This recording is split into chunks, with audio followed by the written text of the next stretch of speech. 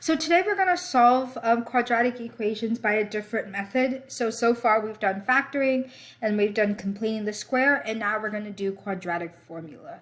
So you've seen the quadratic formula before. You probably just don't memorize it.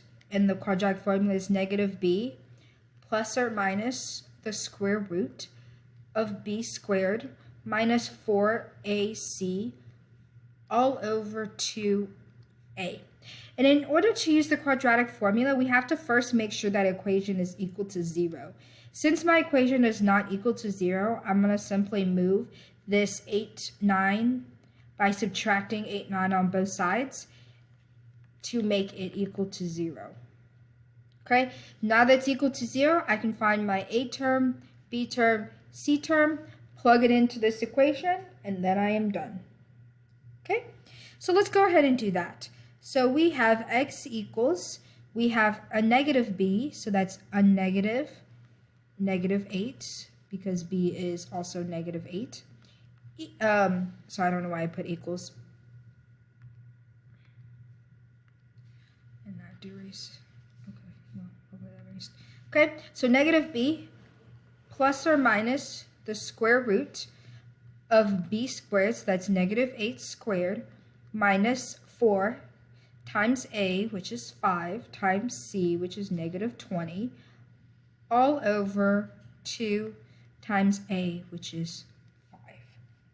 Okay, so I'm going to simply evaluate what's underneath the radical first. So this is negative 8 squared, so that's 64.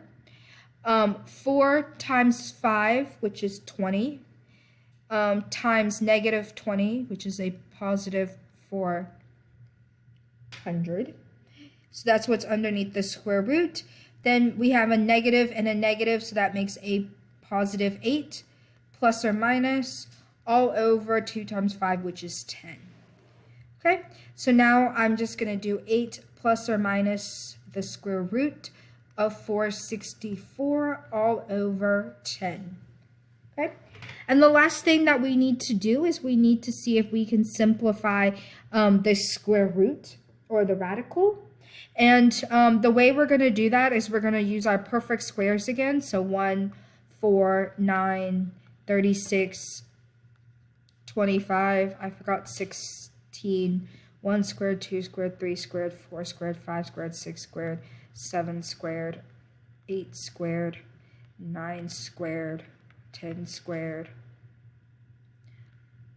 maybe 11, no, it's not 11 squared. 11 squared is 121, sorry.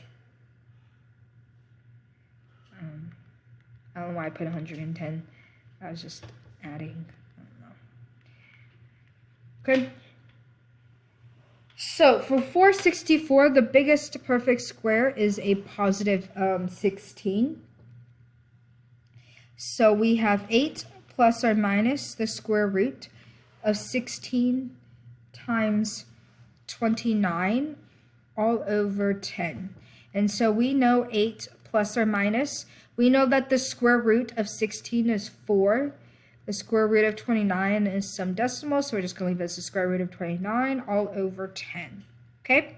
And then we should also note, and then we have to simplify it more because we can divide all of these numbers by 2. So that would be 4 plus or minus 2 square root of 29 all over 5. And that is my final answer. Okay? If you have any questions about simplifying radicals, let me know and I can help you. Don't forget to take a picture and submit it in the next assignment.